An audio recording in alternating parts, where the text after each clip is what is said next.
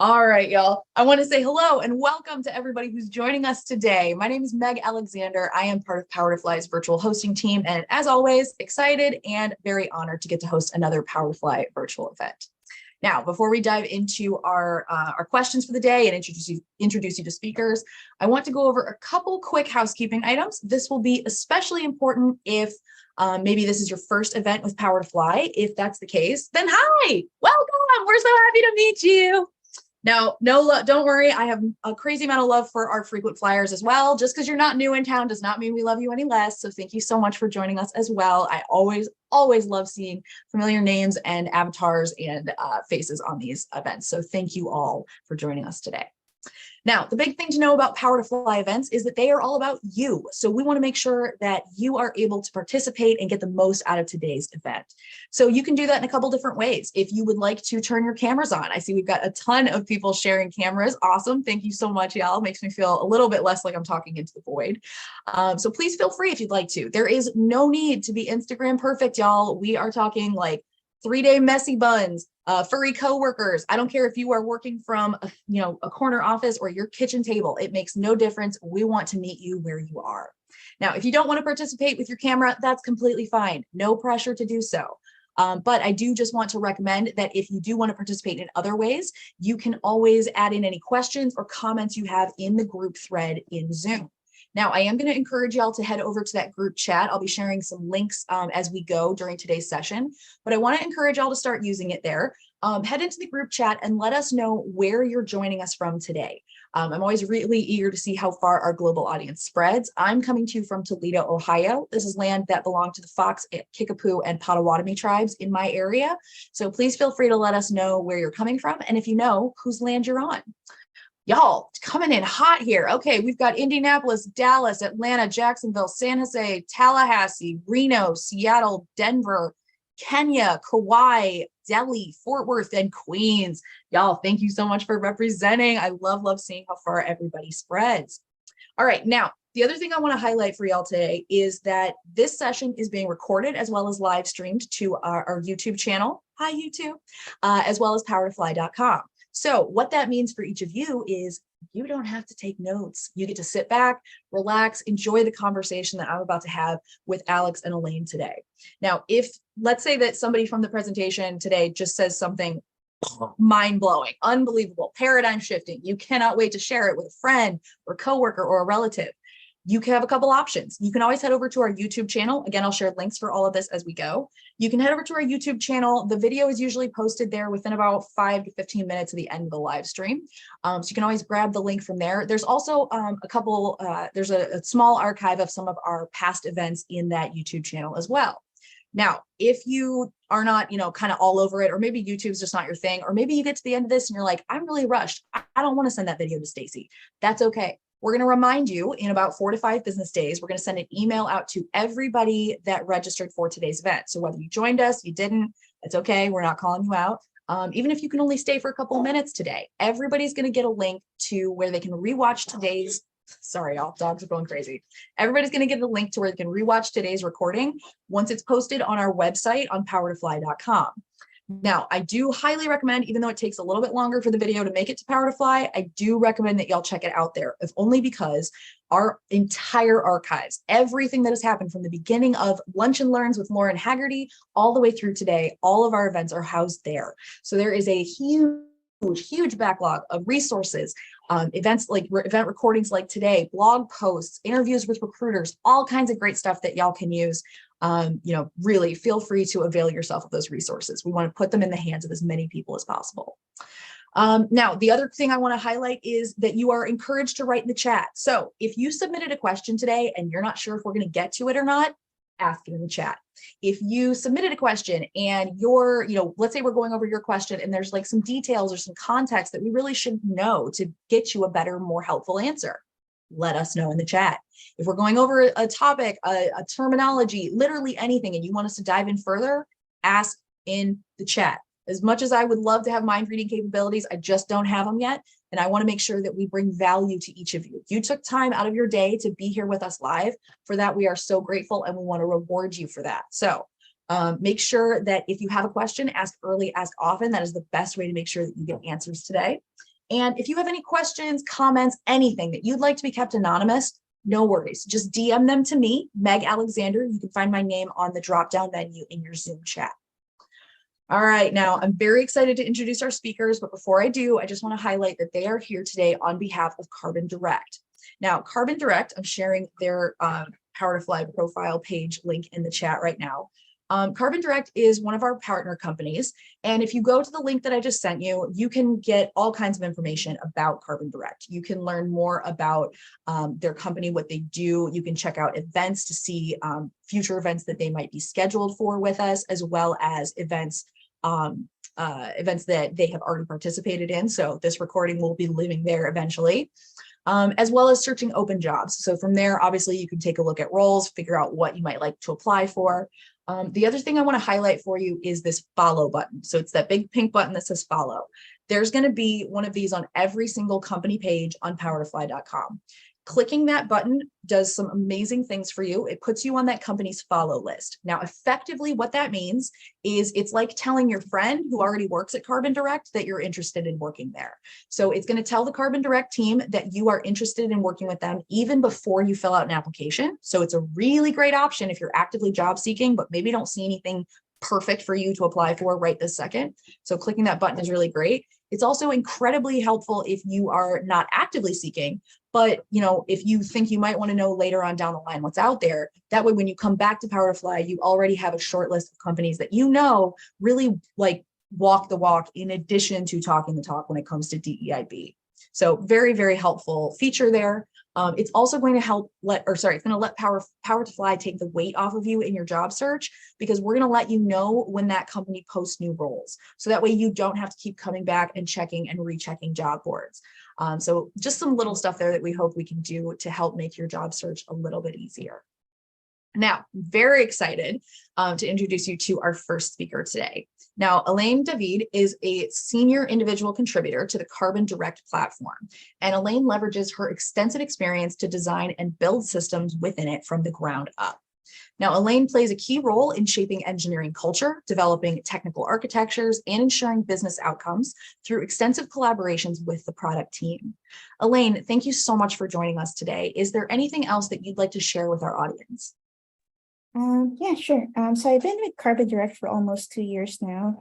In that time that I've been here, I've seen the team grow from a total of 3 engineers, and that includes our CTO, to now over 20 engineers. And it's been super fun working with some of the most collaborative, passionate, and committed engineers I've worked with in my career. And it just shows a massive interest in climate tech and our mission here at Carbon Direct. Awesome. Thank you so much for sharing, Elaine. Now, joining Elaine is going to be Alex Vertin. Now, Alex is a staff front-end engineer at Carbon Direct. In case you're not aware of them, they are a climate technology company with a strong commitment to scientific rigor. Now, as a member of the technology leadership team, Alex is responsible for guiding the design and implementation of Carbon Direct's front-end architecture. Alex enjoys learning about end-to-end carbon management, mentoring junior engineers, and creating an inclusive and collaborative work environment. Alex, thank you so much for joining us and welcome to the stage. Is there anyone or anything else that you'd like to share with our audience before we dive in?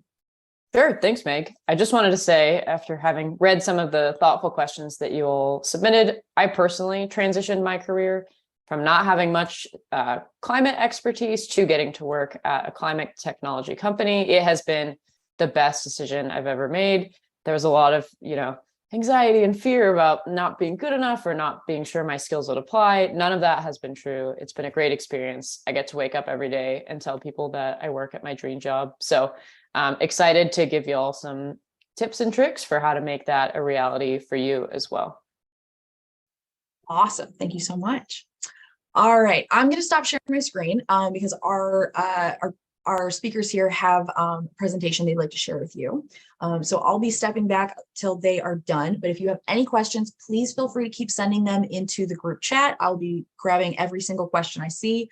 And if you have any questions or comments you want raised, but you'd like to be kept anonymous, just DM them to me. All right, Alex and Elaine, take it away. All right. Thanks again, Meg. So thanks again, everybody, for being here today. Before we dive into your questions, we're just going to spend a little bit of time giving some context on what climate tech is, why it's important, and how Carbon Direct fits into the picture.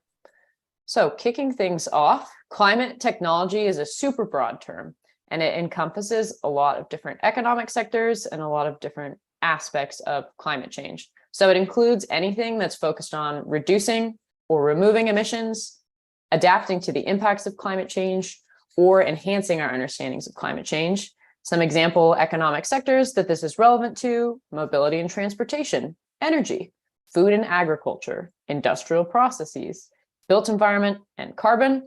Many of you are probably actually already familiar with a bunch of different climate technologies. Things like wind energy, electric vehicles, or even alternative meat products can constitute climate technology. So why is climate technology important? Well, the IPCC 6th assessment report states that we need to limit the increase in global temperature to a maximum of 1.5 degrees Celsius to avoid the most extreme consequences of climate change. In this graph, you can see net emissions per year on the y-axis, and then time in decades on the x-axis. The darker dotted line shows the emissions trend required to meet that 1.5 degrees Celsius goal.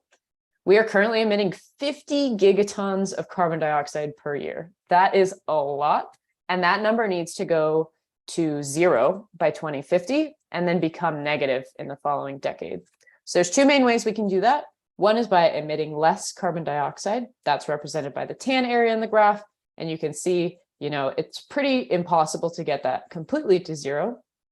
And then in order to get some negative emissions, the second option we have is removing carbon dioxide that's already in the air.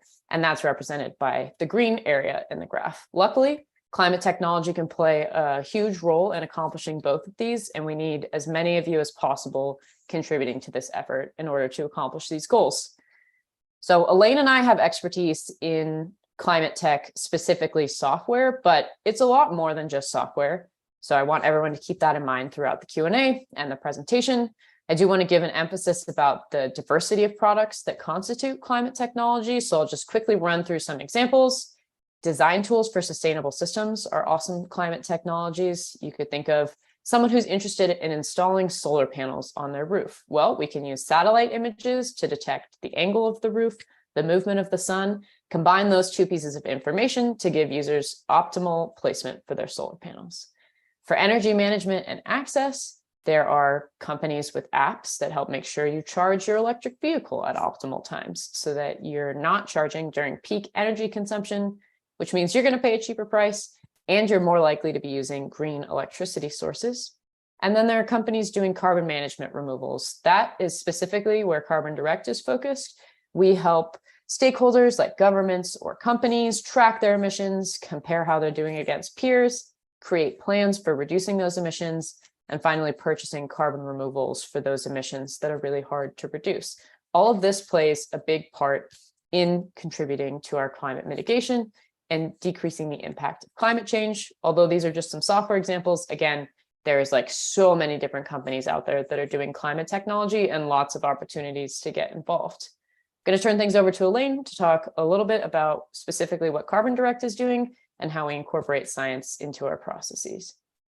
Sure. Thanks, Alex. So one thing that makes Carbon Direct different was a very strict commitment to scientific rigor from the very beginning. Our company actually started out as an advisory business with some of the world's top climate scientists, and that's been distilled into all our software products. So our mission here at Carbon Direct is to drive meaningful and equitable climate action for all types of organizations. Like I mentioned, science informs our approach for all our products, including all our software-based solutions. We are also committed to equitable action, and that includes assessing the harms and benefits to the larger community as part of our commitment to environmental and social justice in all the projects we vet as an organization. So this illustrates the carbon management lifecycle as we conceptualize it here at Carbon Direct. The main focus of our software solution is on the first three on the right, measurement, reduction, and removals. We offer software solutions to measure emissions by generating a carbon footprint report based on your spend and activity data. And now that we have your footprint, we also help identify the pathways to reduce all your current emissions. Typically, reduction is our desired goal, but sometimes that isn't enough. And so we also provide access to purchasing high-quality carbon removal credits as part of that diligence. going back to how our teams collaborate, we are a very collaborative company. Collaboration is actually one of our values here at Carbon Direct. So it's important for us to establish constant feedback loops throughout the organization. We believe in cross-pollinating our skills between our science team, our product and tech teams. When we release features in our software that have scientific elements, they are always reviewed by our science team, and that includes carbon accounting for all our footprints. And of course, we are still a tech company, we're still a software team, and so we do balance and augment a rigorous scientific approach with software innovation, such as incorporating artificial intelligence and machine learning to help calculate carbon emissions, for example. All right, thanks, Elaine. So now the part that I'm sure y'all are really excited to hear about, what can you do? How can you get involved? We're going to focus a lot on transitioning your career to climate technology specifically, but I also want to mention, for folks with no industry related experience that are wondering what you can do a lot with where you are today at your current position in your current field, like working with your employer to find opportunities to improve sustainability, things like transitioning company lunches from meat to vegetarian, or having the company fly economy instead of business or first class can have real significant climate impact without needing to transition your career. So I do want people to, remember that even if you aren't working in climate tech, you can make a difference and everybody's effort is important. For this talk specifically, we're going to go into more detail about finding work at climate technology companies. Carbon Direct is always hiring. We love to plug our job board. I think we're an awesome place to work, and I think you will too. So definitely check that out. And of course, our integration with Power to Fly, you can find job postings there as well. There's quite a few job boards we're going to mention throughout this talk, but just to give you an idea of a couple, Climate Tech VC has a great list. So does Climate Draft, Climate Base, and TerraDo. And maybe while we're talking, y'all will get inspired. You'll have some ideas. Think like, hey, these are problems that I think that I could help us tackle, and you could start your own nonprofit or company as well. So that's what we have today for you in terms of overview and context. Of course, if you have more questions on what climate tech is, we can address those later as well. I'll turn things back over to Meg to get the Q&A started. Thank you so much, Alex and Elaine. That was a really, really interesting look into climate tech. It's not an area that I know a bunch about, but if you've been to many of these chats, there are a lot of areas that I don't know a ton about. So really excited to dig in on questions and dive in here. Okay, so one of the first questions that we wanted to talk over, let's talk experience. Is it possible to break into climate tech if you have zero field related experiences? Alex, do you want to start us off here? Yeah, sure. It is absolutely possible. And honestly, I would say highly encouraged as well. We need all hands on deck across all different skill sets and industries to participate. There's first and foremost, it's good to get a start for understanding what different companies are out there, what fields exist. But for climate tech specifically, we need all of the fields: finance, marketing, human resources, software engineering. And you don't necessarily need to know about climate technology to do those things effectively and well at a climate technology company specifically. So some organizations that we partner with closely, that I mentioned on the previous slide, you can find different jobs in that field, and no work-related experience is required. The key thing that we emphasize is whatever companies you do find, make sure that they have scientists who are partnered with closely in developing the product and the technology, so that even if you're not an expert, you can work with an expert to make sure what you're doing is informed by expertise. So that would be my recommendation for industry, someone with no field-related expertise. Elaine, do you want to weigh in here? Yeah, I agree with what Alex said. I think you can go back and go look at all our partners like TerraDo, Climate Base, Power to Fly. It doesn't mean that you have to have experience in climate tech to work in climate tech. I do think an innate curiosity of wanting to learn is important because there's a lot of knowledge out there, and you'll pick it up as you work in climate tech. I did not.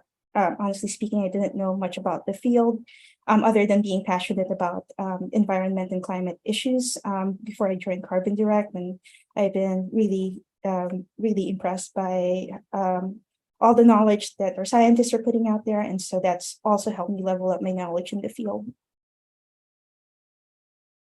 Very awesome.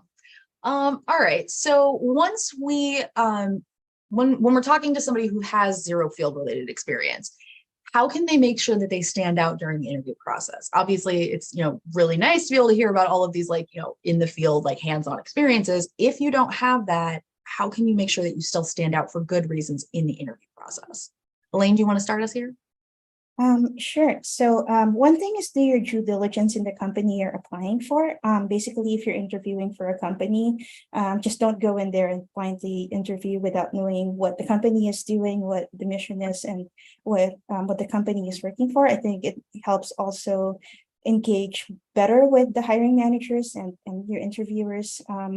There's a lot of industry vernacular that's available in climate, for example. There's a lot of reputable news articles, blogs, including our blog in carbondirect.com, so that you can familiarize yourself with the industry terms around what's a carbon credit or what's direct air capture, what's carbon removal. All of these is always helpful so that you can show that you're really interested and passionate about the field. And also just know your own craft, your skill set, and what you bring to the table. Ultimately, you have to know why you're applying for the job, right? And what you can contribute to the company. And so sell yourself, tell everyone why you would be a valuable asset to the company. Even though it's not the industry that you've worked with before, there's a lot of skills that are generally transferable. And so, just be authentic and know your skill set. I love that advice.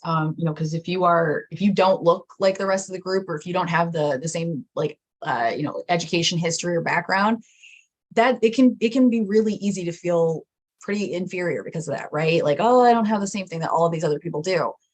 But you have a ready-made list of things that you have that they don't. So, if you are trying, there are certain people that can sell ice to Eskimos, right? That was horrible. Ice to Inuit people. However, you don't have to be that person and sell somebody on something that you don't have, right? You can sell them why you are such a great impact to the team itself. Alex, how about you? Have you seen anyone really put themselves out or stand out in an interview position, especially coming from no climate experience? Yeah, I would echo a lot of what Elaine said. Specifically, we're looking to hire the most highly qualified person in their field, even if that field isn't climate technology. So again, if that's finance, marketing, whatever you do, know what your craft is, back yourself and be a believer in that. The other thing that I've seen candidates do that really helps them stand out, kind of going back to what I was saying earlier, is demonstrating a passion for climate and climate change in their day-to-day lives or in their existing spheres of influence. So sometimes we get candidates who come in who are live completely net zero or waste free at home, or they're committed to riding their bike everywhere they go. I know that's not always possible for everybody with where they're at in their lives, but finding some way to incorporate your care and concern for our planet into your day-to-day life and making change and taking action where you do have autonomy and capacity to do so really helps us. Even if you're not an expert in the field, caring about it and wanting to do something about it really goes a long way for making us excited to work with you. Yeah, absolutely. I think that's huge because there's plenty of people who are interested in getting into climate change because of climate tech because of some of the stuff that's going on around them. So yeah, even if your contribution is I compost everything that I can, nothing is too small, right? So Exactly. you're showing an interest in this subject or in this area. So great advice. I love this. All right, we did have one question come in the chat. This person wanted to know what your ramp up time was in terms of weeks or months to feel like you had a good footing in climate tech, especially if you're coming from another industry. So Alex, for your experience, how long did it take for you to really feel like you were on steady ground when it came to your role within a climate tech field? Yeah, I'll be completely honest. I'm still ramping up every day of the job. I would say, it's really overwhelming to try and become an expert at everything all at once. And so my approach has been to figure out what areas of expertise are immediately relevant to what I need to do to get my job done and focus on learning those. And so, we started out with working with vendors who are selling their carbon credits and trying to vet those. So that was kind of the little slice of climate technology that I focused in on and learning what is this? How do we evaluate vendors? What questions do we need to ask them? And got to work with the scientific experts at Carbon Direct. Try not to be afraid to ask questions, even if you think they're dumb. What I found of people with that field specific expertise is they love talking about what they do, and they really love making it accessible and understandable to more people, because like the more people that know about it, the more power there is in making change. So people have been really friendly, really supportive. Finding a slice that you want to learn about that's either relevant to the company you're applying to or the company you do want to apply to, starting there, starting small, and then just being open to continuously learning and evolving, because at no point will I know everything there is to learn about climate tech, and that's not the goal for applying to those jobs either. So yeah, just being open and curious and having a continuous learning mindset goes a long way. Well, and I think it's so important to highlight that continuous learning aspect, right? Like gone are the days when continuing education was just for, doctors or lawyers or people that, spent a ton of time in school. We are all going to have to be learning new things the rest of our lives. So I think that, it is really important to remember that if you are going to have to be learning something, you might as well be learning something you're interested in. And so it is I love that, I love the encouragement to explore this outside of just what it means for your work life, because there are so many ways that climate impacts all of us and tons of ways that I'm sure none of us really think about. All right, we're getting some great questions in from the chat here. So just some real probably pretty short answer ones. This person had asked, are there any conferences, newsletters, climate orgs, Twitter accounts, whatever, that y'all follow or suggest people to take a look at if they're interested in, kind of learning more about the space or getting a better impression about what opportunities might be out there? Elaine, how about you? Are there any resources that you recommend? Yeah, I think I would be remiss if I didn't plug our blogs in Carbon Direct. The blog entries are written by our scientists, and so they're pretty informative. Even when I joined Carbon Direct, like Alex mentioned, I started learning about different slices of the space, from what's a carbon credit to how do we vet suppliers, and now going into the carbon accounting space. In the different approaches, all of those are covered in our blog topics, and so I always learn something new from the blogs and articles our science team publishes. I also like looking at what's happening in the local communities. I subscribe to Climate Seattle. Basically, it's a local organization here in Seattle that curates different local events that's going on around women in climate or climate picnics, or information that's being shared by local universities like the University of Washington or the different nonprofits that are in this space. I think it's important to kind of know the impact of where you currently are. And so that's why I also advocate for subscribing to local sources for where you are. How about you, Alex? Are there any resources that you like to follow, or places that you kind of go to stay up to date?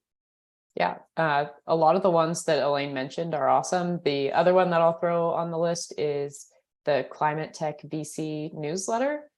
It really takes a different topic every couple weeks and focuses in on for oceanography, what things are happening in the industry, and gives you kind of a different slice, different list of companies, gives you a sense for how the market is doing for climate technology companies. And that has been really helpful for just being exposed to a broad variety of different things. And I personally love when the information comes to me and I don't have to go seek it out. So having it show up in my inbox a couple times a month and getting to start my day reading that has been a nice routine. Excellent. I'm loving these resource links. So thank you so much for both of them. Thank you so much to both of you. All right, let's talk about transferable skills. If you see people coming from a non-climate tech background, what are some of the transferable skills that would be most valuable to them within climate tech? Alex, do you want to start us? Sure. So climate tech specifically has all of the same jobs that every other tech company has. So if you're already coming from a technology company background, you're off to a great start. Again, whether that's finance, marketing, human resources, data analytics. It doesn't have to be climate specific, but those same skill sets apply every day at our climate technology companies as well. So that, truly like every and anything that most technology companies need also applies to climate technology. If you're not coming from technology specifically, again, a lot of the things that like make a company work and function efficiently also apply to climate technology companies, like sales, recruiting, finding more employees, stuff like that. There's a lot of crossover and transferability for people who are non-experts. The key is just hone your craft, believe in yourself, and make sure that if you're not the expert, you're working at a company that does have some experts within it that are consulted. So that would be my advice on skills. Really, it's very mind-opening to realize that so many people can participate in climate technology without knowing too much specifically about the industry or being an expert. Like it. Okay. All right, let's dive back into our questions here. All right, we've talked about how to handle it if you don't have any industry experience when you're applying, but what do you think is the best way to go about gaining that experience? This person said, would participating in open source projects, for example, be the best route to go? Elaine, what do you think about this question? What do you think is some of the better ways people can gain that experience if they don't have it? Yeah, so there's a lot of different approaches. Obviously, if you're in the software industry, there's actually nonprofit orgs like Carbon Plan and the Green Software Foundation that's focused on building open source specific climate software. But aside from that, there's, like we mentioned, there's local volunteer groups that are oriented toward climate action, like Climate Tech Seattle, if you're in the area. There's also a lot of online and in-person classes that you can take. Terra Do has a pretty good flagship program around just learning kind of like the basics of climate tech and the different verticals around that. If you have access to a platform like Coursera, they actually also have some really informative courses around climate tech that are published by some of the top universities in the country. So those are always good resources. Subscribing to local newsletters. And also, if you're looking for a job in climate tech, you don't always just have to focus in climate. What will get you the interview is focusing on the skills that you do have. And so if you're interviewing as a software engineer, make sure you have solid technical skills and interview skills so that you're ready to interview for that role when you're ready. So it still comes down to having solid fundamentals and just, again, demonstrating the skills that you do have and the passion that you do have for the climate is going to be super helpful. Alex, do you want to add anything here? Any areas where you feel like it's possible to gain that industry related experience if you don't already have it? Yeah, I think Elaine really covered a lot of the bases. So yeah, to recap at a high level, volunteering, taking online courses, focusing on sharpening your existing skills, and then getting connected with local area experts and events on what's going on. Yeah, I like that. We also had a chime in from Puneet in the chat saying an adage often cited by groups like Climate People and Project Drawdown is that any job can be made into a climate job, at least in theory. Also, I once heard someone say that climate isn't a field, but a theme. And I think that is kind of interesting, right? That you can be in a specific role, and yes, it's within climate, but it doesn't necessarily mean that you have to be in the climate industry to impact or to have that change. So I very much like that. Thank you, Puneet, for chiming in. Okay, this person wrote in saying that they're a junior developer and they want to know what technology they should familiarize themselves with in order to work within the climate tech space. So what kind of tech do y'all use in your day-to-day? Alex, do you want to start us? Yeah, sure. That's a great question. So specifically at Carbon Direct, we are focused on technologies like React for our front end with foundations of JavaScript, TypeScript. Our backend, we use SQL and relational database fundamentals and Node.js. For some of our data engineering, we use Python. But I'll be completely honest, like in between the time when I went to school and I started working, the things that I learned in school did not at all end up being like what the industry was using. So I would really recommend just trying to keep an eye on industry trends as a whole. Like, what are the majority of companies doing? I would say don't be afraid to apply somewhere where you're not necessarily familiar with the stack. Some companies are open to giving you 3 months to onboard and to learn a new technology, but really focus on whatever you do know it well, have strong software engineering fundamentals, and a lot of that can be transferred across different stacks, different frameworks, different technologies. So it's not completely about knowing exactly what the company does and being an expert in that, but demonstrating that you can ramp up quickly, that you're able to transfer skills from one area to another can also be useful. Okay. Elaine, how do you feel about this? Do you think that there are specific techs or technologies that you think are going to be kind of mandatory no matter where you go within climate? I think Alex summarized it pretty well. I would also add that we look for people who can problem solve well. And so it's not the technology stack that you know, it's how do you solve problems? How do you think through things? That is very important. And so it always helps to know a little bit about architecture and system design. That's a big component of how we also vet candidates. And if you're really looking for something more specific to climate, Green Software Foundation has some really interesting resources around climate topics like calculating carbon intensity, emission factors. So that's a good way to get involved in open source and also learn something that's very climate tech specific. One thing that I'm sure folks have heard about is that AI is very much kind of like the hot topic of the day. I think it always helps to keep abreast of industry trends. And so at Carbon Direct, we've also started investigating the different uses of AI. I think it's such a broad field, right, that it's hard to kind of encapsulate all the different areas that you could be learning, but just kind of learning about what AI does in the different applications can also be helpful going forward. I've got one more small thing to add. Yeah, go for it. Which is just reflecting back on when I was applying to transition to climate technology. A lot of the software companies will actually list on their job applications what stack they're using. And so if you're not already an expert in any particular stack, or you're thinking about like applying 3 to 6 months down the road, starting to look now, figure out what those trends are. You know, look at 10 companies. Do 5 of them all use the same stack? That's probably a good place to start if you're going to like invest more time. So you can do a little bit of detective work as well. The job postings make that a little easier to figure out where you might want to invest some skill development time in. Excellent. Okay. All right. We had a lot of people that wrote in as people who are, junior candidates for different roles, and they don't have tech related experience. They're looking for kind of entry level roles that they can apply for. Obviously, this is going to change company to company, but what are some of the more common entry level positions that people might be looking at if they are looking to move into climate tech?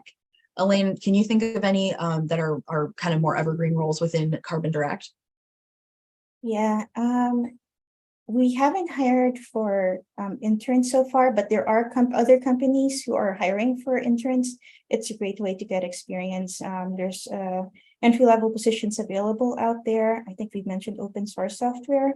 I think one thing that's always helpful, especially if you come from more of a non-traditional computer science background or software engineering background, is to just keep networking and find mentors who are working in the field you're interested in and engage with them. They should be able to give you some insights on what you can focus on or the kind of like skills you can grow to make you a more viable candidate further down the road. And just because the company isn't hiring for interns doesn't mean that they won't be hiring in the future. And so just kind of like keeping contact with the companies you're really interested in and going to job boards or subscribing to Power to Fly is, I think, always helpful. Yeah. Okay. All right, let's keep moving through here. All right, this one's a little bit more specific. This person wrote in directly. They said, I have the choice of a master's in computer science or a master's in data analytics. Based on current industry needs, which area of expertise might be more valuable? So let's talk about some of the things that might be in demand, right now within climate tech. And then we can kind of spitball later on what we might see coming down the line. Elaine, do you want to start us? What do you see being most in demand right now? Honestly, it's what you're really interested in. Like I am biased because I have a software engineering background. So I have a master's in software engineering.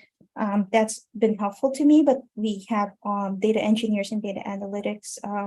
And that's also a very important vertical in the field. Like you have all this climate data, you need people who can munch and analyze the data. And so that's always helpful. There's a lot of roles now that are opening up for machine learning engineers. That's also something that's a nascent field that you could also look into if you're really looking to learn more about like more cutting edge technologies. But there's always, I don't personally think it matters what you choose. I think it matters that you're passionate about what you're working on so that you can really engage and be really good at it. Alex, what do you something to add? Yeah, what do you see here? Do you see any additional skills or areas that are really in demand right now? Yeah, a big theme throughout all of these answers is that climate tech spans across a lot of industries, needs a lot of different people contributing to be able to address it successfully. And so to that end, they're both really great fields. I've seen lots of job positions for both of them. Even in building software, we need people to analyze how well that software is performing. Is it having the impact we're hoping it to? And so in a lot of ways, the two fields go pretty hand in hand, and they're both really beneficial to one another. So to Elaine's point, whatever excites you more, whatever you feel like gets you up in the morning and wanting to work on stuff, like that's the energy we need people to bring to climate technology. And that's the skill set you should focus in on developing. Okay, I'm very much appreciating this advice. And as somebody who took far too long to find what actually they were passionate about in life, I can tell you it is very different when you have a job that you actually like personally connect with, as opposed to just like, yeah, I like this. I'm getting paid. I can say I like this. That's cool.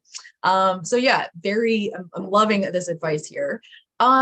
Okay, we've talked a little bit about, some of the resources or educational alternatives, but let's talk about experts in the climate tech space. Is it possible to connect with people about this? Or is it maybe like kind of a shadowy upper echelon of people, and then there's just a bunch of the rest of us kind of down here below? The person that wrote in this question said, I'm currently exploring what the industry looks like, and I'd love to connect with professionals in the field. So yeah, let's take it from this aspect. If you are interested in moving into climate tech and you want to see what industry leaders are actually thinking and feeling about this, are there any industry leaders that y'all connect with or that you have reached out to? What has your experience been like with this? Alex, do you want to start? Yeah, this is a great question. We are fortunate to have a lot of the industry leading experts at Carbon Direct. And so I've gotten, just by working there, to get to connect with a lot of them and learn more about what they do. But I can speak to outside of the company specifically where those experts participate in. And so a lot of the expertise at Carbon Direct, they contribute to and participate in communities that we have already mentioned a couple times on this talk. So hopefully these names will start to be familiar. You can start checking out these resources, but I'll mention them again one more time. We've got TerraDo, got a lot of experts contributing there. Climate Base, My Climate Journey, Work on Climate. I would recommend checking those out. And depending on how much you engage or how much you read, you can get connected with some experts in the area there as well. I'm sure, Elaine, you have something to add here as well. Yeah, so this is where you can kind of use the power of the algorithms of connecting you to this kind of like people in the same field. So if you follow Carbon Direct on LinkedIn, for example, it gives you a suggestion of other people who also work in the climate field. That's kind of how I've discovered some other people who were tangentially connected with Carbon Direct or have been kind of people that our scientists have been referencing in their own talks or Slack messages or articles and things. So I think just connect with a few, and then you'll discover as you go forward people that you really want to connect with. All right. Are there any degrees or certificates that you would recommend for corporate professionals looking to pivot into the sustainability field? Okay, so let's look at this. If you're not within tech necessarily, but you want to pivot into sustainability, what kind of degrees or certifications have you seen people transfer with? Elaine, do you want to start? Yeah. Again, like we mentioned before, is follow some reputable sources. I'm not aware of anything that's super specific to just the sustainability. Terra.do, like I mentioned, has a really good climate education bootcamp program. I've seen some really good programs, learning platforms in Coursera that I've also taken at one point or another. So those are all things that you can get so that you can incorporate them into your repertoire. There are some tech specific ones, like I've seen some of the cloud providers start putting out a little more of like training programs that's specific around sustainability software and measuring carbon emissions. Google Cloud Platform has one. Those are the ones I could think of off the top of my head. Alex, how about you? Yeah, I mean, it depends on the company, but sustainability specific degrees or requirements are not something I've seen too frequently. What I would say is more relevant is like project demonstrated experience in your field and working on building up those skill sets. And kind of, if you do want to do some education on the side about climate technology and field expertise and check off some courses and be able to put those on your resume, I think that's totally awesome too. But at this point, there's not a ton of sustainability specific standardization around degrees or certificates that people necessarily need to apply. Okay. Which hopefully should feel like a little bit of a relief for people. Like, yeah, you can participate. You don't need to get a fancy degree or, have a course check mark on your resume. Just be good at what you do, be passionate about caring for the climate, and that really goes a long way. Okay. All right, let's kind of pull back here and take a little bit bigger view. Do you have any tips for helping to differentiate impact from image when you're evaluating climate tech companies? The person that wrote this question in specifically mentioned greenwashing, which is something we all know happens. It's goes kind of hand in hand with the rainbow washing that happens in June. So let's talk about this.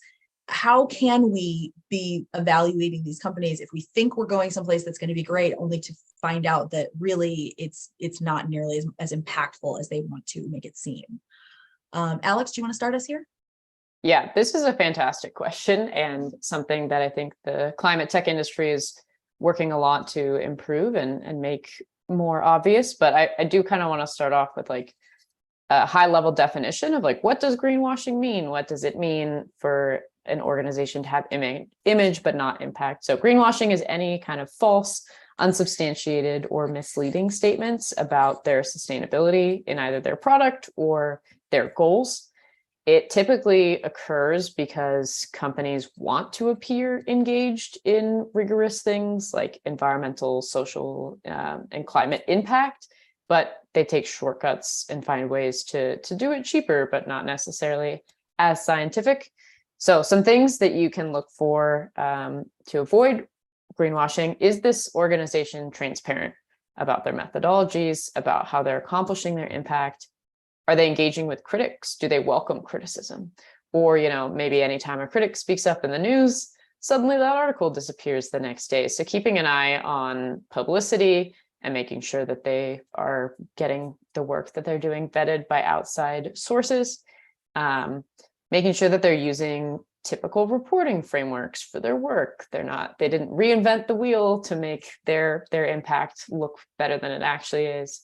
And making sure that they're open to all methods of creating impact. So, going back to the graph that I showed on the report, it's not just about reducing their emissions. Any company that's claiming that they're going to reduce completely to zero is probably not actually able to do that. And removing existing emissions has to play a part in that too. So taking a holistic approach to it is really important.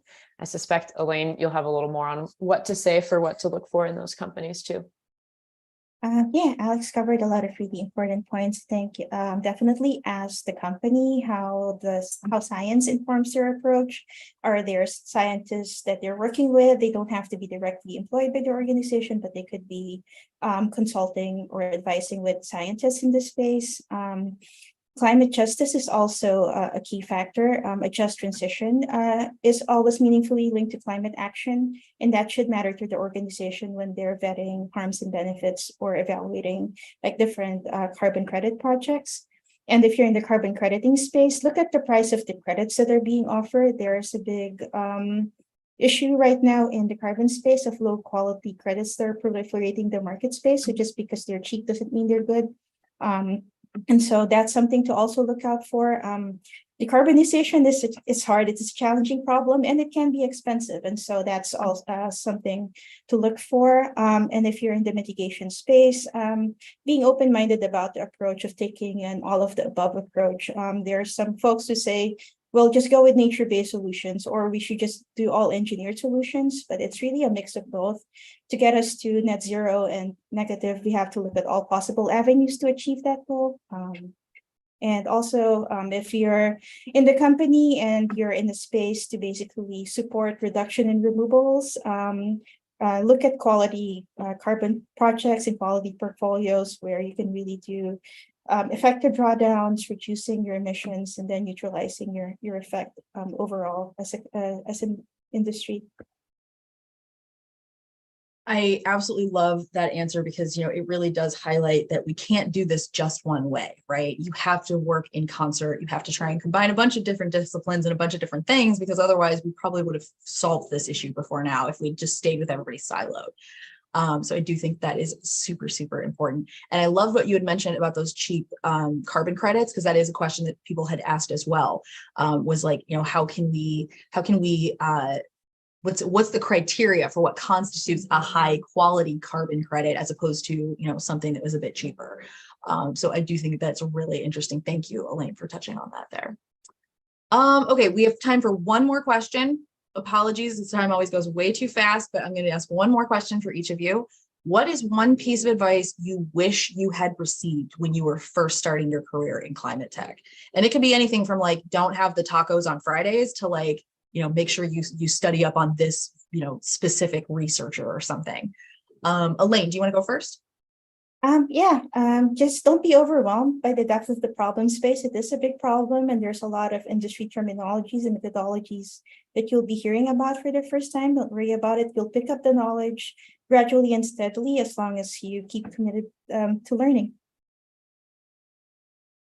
Alex, how about you? What's a piece of advice you really wish somebody had told you?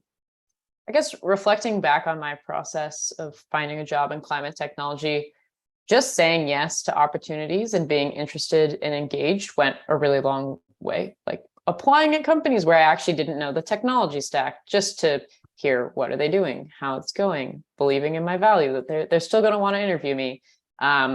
Even just watching all of the comments and chat that's happening, like forming community, networking with other people who are interested in addressing these problems. Like just by showing up here today, y'all have already made a great step towards getting involved in climate change. And so I think I wish I had done a little bit more stuff like this, getting engaged with other people, finding resources, and the more things you pull together, the higher likelihood you are to find something. So just keep at it. It takes a little bit of consistency and persistence to find something, but once you do, it's really, really worth it. And I believe you all have a great experience getting to work in climate tech. It's been awesome so far.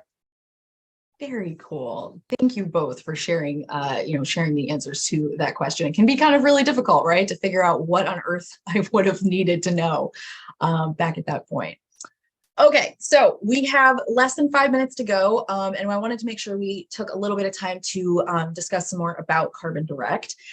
So one of the questions that I always love to make sure we ask here is your top tip for someone who's interviewing. So there's a couple other questions on the slide in front of you. If you want to know the answers to those, obviously those are there. But the top tip for someone who's interviewing. So y'all had answered this one together, saying demonstrate passion for climate impact and a growth mindset. Elaine, I want to know, can you tell us or give us an example of somebody who illustrated, like demonstrated that passion well, like what that looked like in the interview? Yeah, we've interviewed some people who are definitely, you can see from the get-go that they're very invested in the space. An example is one of our current engineers who had participated in a book called The Carbon Almanac that he'd work on as a project with another group of people. And so when he was interviewing, he was talking about how he went about doing visualizations for that project. And so he was super excited about it. And I think that was a great example of someone who is doing work for climate-related work that's not even related to his job, because he wasn't really working in the field at the time that he interviewed with us. So that is definitely, like, side projects are a great way to also demonstrate that passion. I love that. Now, Alex, how about you? What have you seen somebody model a growth mindset in an interview? Is it something that you've had to communicate to an interviewer? And if so, how did that go? Yeah, I think we've had a couple people apply, and this actually goes back to some of the questions about what technology stack should we use. Some folks that weren't necessarily experts in the technology stack. They were like familiar with it and had used it a little bit, but not at previous jobs. And that person demonstrated that, as a consultant, they were used to having to constantly change the environment they were working on, adapting to new requirements and situations. And that transferred nicely to probably being able to ramp up really quickly and adapt. So just kind of demonstrating that adaptability, flexibility, desire for growth can really go a long way for interviewing. So it's not just about what skills you know on paper, but how you weave them together into a narrative of who you are as a candidate and how every aspect of how you show up to work in your day contributes to making you an excellent person to work with. Yes, love this. Oh, okay. The other thing I want to ask about, Elaine, you had described the company culture as mission driven. Could you expand on that for us? Yeah, I know it says one word, but I hyphenated, so that counts, right? I'm not cheating. Totally counts for me. Come on, run-on sentences are still sentences, y'all. Yeah. So yeah, everyone here believes in the mission around equitable and impactful climate action. Everyone who's worked at Carbon Direct has, the ones that I've had conversations with, including the ones outside our team, have always been pushing together and like, we're all in this together. Let's use whatever we're experts at to drive a solution, whether it's software, whether it's advisory, whether it's you're a great marketer and you're joining Carbon Direct's team. So let's get the word out there on how you can make meaningful climate impacts. So it is truly one of the most collaborative teams that I've worked with and one of the most mission-driven teams I've worked with in my tech career. So in 2 years in, I'm still super excited to go to work every day with these amazing people. That's the kind of stuff we love to hear. Absolutely love to hear it. All right, that's going to bring us to time today. Elaine and Alex, thank you both so much. It has been wonderful to get to sit here and learn more about climate tech and to learn from both of you. Thank you so much for the time you took out of your day to be here. I know there was a bunch of prep time that goes on behind the scenes as well. So just thank you so much. We're very, very grateful for your time and your expertise today. Right back at you. Thanks for doing such a good job moderating. We definitely had a lot of fun getting to talk to you all and answer all your insightful questions.